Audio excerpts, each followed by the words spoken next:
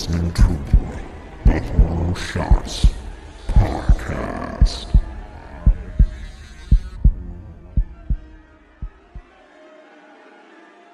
Hello again and welcome to another Horror Shots Podcast with me, Casey. This podcast is of course brought to you by the lovely people over at morbidlybeautiful.com. If you're a fan of horror and you're a fan of horror-related stuff, definitely check out Morbidly Beautiful. It's the place to be for anything along those lines. And what do I mean? Well, I mean interviews, I mean reviews, I mean retrospectives, I mean insightful content on your favorite pop culture horror things and stuff. It's morbidlybeautiful.com. Go check them out right now. Now, first up on the housekeeping docket, I gotta kind of go over the contest one more time. And what's the contest? Well, the contest is if you leave a review on Apple iTunes or Apple Podcasts or any of the Apple music apps where you can find the Horror Shots podcast, leave a review and you will be entered into a draw to win something pretty cool, either a t-shirt or a photography print. It's up to you. If you do leave a review, be sure to send me an email at horrorshotspodcast@gmail.com so I can get your information and, send you the stuff. That contest will be running until the end of the month. So the end of September, the very last episode that drops on that Friday in September will be the last chance to enter. I'll be reading out the winner on the first podcast of October. Seems pretty simple. And the winner does get whatever they want out of those options, whether it's a photography print. Like I said, you can check out my Instagram for any ideas, or you can hit me up and I can send you a private link to my private photography page, which is all horror related stuff. Or you can get a t-shirt. It's totally up to you. Whatever you want. That's pretty much it for the housekeeping. But if you do like the content that I put out, then be sure to follow me on Twitch at Horror Shots Plays, or Mixer at Horror Shots, or even YouTube, which the link will be in the description for that as well. Now, last week I mentioned at the End of the World podcast that I will be going into more of some urban legends and traveling the United States of America, going through different states and different cities and going over their personal urban legends that maybe haunt their town or whatever the case might be, curses, monsters, demons, whatever happens to spring up in all these states. Now, of course, I won't be able to go to these actual places, A, because I'm Canadian, pun intended, and B, I don't have a passport, and C, I don't have the money to travel all through the United States. Maybe one day I will, and I will be able to actually interview some people and go down there and get a hands-on experience. But until then, we're just going to have to use the internet as a resource, which is all right because the internet is a fantastic place to get resources, right? And listen to your favorite podcasts. Just had to plug that one more time. So we're going to start today in Huntsville, Alabama. And I'm sure anybody who is from Alabama has heard of this urban legend, especially if you're from Huntsville. It's about the Maple Hill Cemetery and the Dead Children's Playground. Now first, before I get into the supernatural aspect, I'm going to go into a little bit of history about what Maple Hill Cemetery is. Not a whole lot of information. I'm not going to read the whole kit and caboodle and everything that I found on it, but it is the largest and oldest cemetery in Huntsville, Alabama. It was founded on 2 acres in about the year 1822. It now encompasses nearly 100 acres and contains over 80,000 burials. It was added to the Alabama Historical Commission's Historic Cemetery Register in 2008 and to the National Register of Historic Places in 2012. Its occupants include 5 governors of Alabama, 5 United States senators, and numerous other figures of local, state, and national note. It is located east of the Twickenham Historic District. So what makes this so special, this cemetery so different from many of the millions of other cemeteries spread across North America? Well, this one's unique in the sense that it has a playground, more or less, smack in the middle of it. Now, a lot of this information is going to come from the paranormalguide.com. So if you want to check them out, be sure to do that as well. In Huntsville, Alabama, adjacent to Maple Hill Cemetery, is a park, Maple Hills Park, in fact, Within this beautiful location can be found a small play area known locally as the Dead Children's Playground. And with a name like that, who wouldn't want to bring their kids there on a nice sunny afternoon to play on the monkey bars? It is believed also that at night, the children buried in the nearby cemetery claimed the park for their own to play. In 2007, the city of Huntsville, Alabama, attempted to remove the playground in order to enlarge the neighboring Maple Hill Cemetery. A public outcry at the removal of the park was heard, and soon new play equipment was installed. Local children could continue to use the park's facilities, but many who know of the legends of the area will tell you that not all those children are of the living. Many locals know the playground located in Maple Hill Park as the Dead Children's Playground due to the reportedly high level of ghostly activity that has been experienced there. Children playing, children calling out to each other, and mothers calling their children's names all fall within this playground. You can also even hear the playful footsteps of children running around. Now, all these events have been experienced by many people who enter the playground after dark. It is believed that the most active time is between the hours of 10 p.m. and 3 a.m. as the children reclaim the park from the living so they can too enjoy their play. It is believed that the vast majority of these children come from the adjacent Maple Hill Cemetery, the largest and oldest in Huntsville, as we just went over, with well over 80,000 burials. The original land, much smaller than the size of the cemetery is today, was sold to the city in 1822 by planter Leroy Pope. Not Jenkins, but Pope. Not quite the same ring, but whatever. Although this is the official date, it is known that the land was used for burials prior to the time, with the oldest intact grave marker being that of an infant, Mary Frances Atwood, who was buried there in 1820. Later, the cemetery was expanded to encompass the nearby private cemetery of the Pope family. Many of the new burials at this time were of Confederate and Union soldiers who died during the Civil War. Over the years, the cemetery grew, and new land purchases in order to keep up with the growing city. It wasn't until 1901 that the cemetery was given its official name.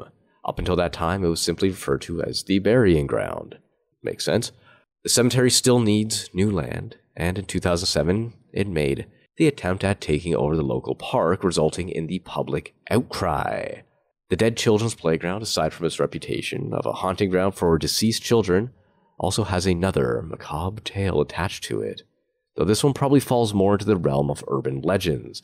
As if ghost children wasn't urban legendy enough for you, there were some horrific crimes that potentially took place there between 1945 and 1955. In that time frame, the area was more of a site of a limestone quarry than it was a playground. The high cliffs that surrounded the playground are not natural and were all formed as part of the quarrying process. When the quarry was closed and abandoned, plant life began to reclaim the land and wildlife along with it. Soon, within a matter of years, the area will have been natural bushland filled with weeds and trees of a more opportunistic nature. Come the 1960s, an unknown person made use of the old quarries and the thick plant growth for their own dark opportunities. A series of child disappearances began to be reported in Huntsville, and with none of the children turning up, it was soon feared that a child murderer was prowling the neighborhood. These fears were soon given substance when a small skull was found by someone walking through the abandoned quarries. On investigation, several skeletons were recovered, along with small corpses from fresher murders. It was never determined who the murderer was, but it was discovered that the children were not simply taken and killed. They, rather, showed signs of a long detainment, with malnourishment and partially healed wounds on the bodies of the more recently discovered victims. With the discovery of the bodies, the disappearances stopped, and the tragedies all but removed from the memories of those who lived in fear for their own children's lives. Many of the children's remains, being local, were buried in the adjoining Maple Hill Cemetery. In 1985, 20 years after those terrible events, the quarries and the surrounding lands were turned into Maple Hill Park, and the original play equipment was erected, or so the legend says. Today the equipment is quite modern and the park is well looked after. Even if you did not know the stories and legends, visiting the park is said to be quite eerie. Although you are not too far removed from the suburbs, the natural rocky bowls, the well-grown trees, and other natural features leave you feeling like you are in a deep wilderness. It's quite eerie, and once night falls, the area takes on a different feel. Come 10 p.m., you might be lucky enough to witness the vestiges of play. The swings move as if occupied, and mothers calling out the names of their lost children. It's pretty spooky. I mean, kids are scary enough, and ghost kids are obviously the scariest of all, except for maybe ghost clown kids. Those might be pretty creepy. But there are a few comments, especially on these articles, regarding the staying up until 10 p.m. and hanging out till 3 a.m. and the whereabouts and what happens to these people when they spend the night. One guy by the name of, I'm not going to say the name. It just kind of takes all credibility out of it. But he said he slept there multiple times while visiting Huntsville, and he heard things mostly at night. It was interesting. Another was quite the opposite. And this guy goes by the username of Jay. Okay, I was at this park last night from 11:30 to 2 a.m., and there wasn't a damn thing. It was dark and quiet. Normal sounds of trees and wind. No ghost children or mothers. The swings didn't move. I didn't get pushed off the slide by small hands. There were no occult followers in hooded robes either, like the rumors said there'd be. Don't get too excited. It's just a park. That pretty much goes with most of the rest of these comments. Some of them are just interested in checking it out and seeing what's going on for their own, curiosity's sake. But it's a very interesting topic. And it really wouldn't surprise me if this park is actually haunted. I'm looking at the pictures of it, and it is a very creepy little offshoot, kind of down into a little, not quite a valley, maybe a gully, if that's the proper term. And the old equipment looks very, very, 1950s style. And if you know what that means, over the course of 30 years, it's old and rusted and kind of just straight out of a horror movie, to be completely honest. The park also does sit very, very close to a rock wall, which makes it very enclosed. Now, I don't know if that really means anything, but it does kind of give an eerie sort of feel to the whole place. I can't put my finger on it, but I mean, parks in general can be pretty creepy, and especially at night. And if you ever see a swing move on its own, well, then you probably are running the other way very, very fast. But the fact that the people of the town of Huntsville really enjoyed this place, and they don't want it torn down. They even had it renovated. So there's that. Just because something is scary and has these potentially evil connotations to it doesn't really mean that people don't want it around. It just goes to show the power of an urban legend and how people cling and claim these things for themselves. Now, I grew up in a place that didn't really have any ghost stories or urban legends. The place I grew up had more real threats, a lot of gang violence and drug trade and all that kind of fun stuff. And yes, that does happen in Canada too. But that didn't stop me from making up my own urban legends. In my own brain, there was a park, there was a ravine, a trail, a walking trail, a biking trail, whatever you want to call it, just behind my house.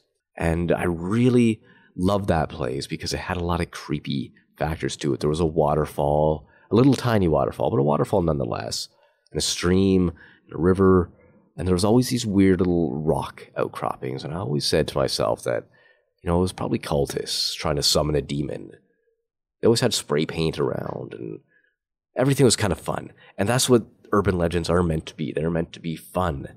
Sometimes they're meant to be warnings if there is a true story sort of attached to them. But for the most part, it's just supposed to be a rumor that gets spread and goes out of control, which is what I love. I love those things. Those are the best parts of any suburban or urban center, or even rural, any place. It doesn't have to have 100 million people living in it to be a credible city with an urban legend attached. Sometimes the best ones are left out in rural country farmland. But that does bring us to the end of the podcast today. And that does bring us to the end of our first stop on our tour around the United States. Next week, I will look at another one. I might stick to alphabetical order. I might not. We'll find out. See how I feel next week when I decide to do another recording of this. So, until next time. Wait, not until next time, not yet. If you have any urban legends in your hometown, definitely hit me up. I would love to hear more about them. Love to do some research and maybe even talk to you about what these urban legends mean and what they are and how they started. And so firsthand experience and accounts would be invaluable, and I would love to hear what you have to say on the topic. So now, until next week.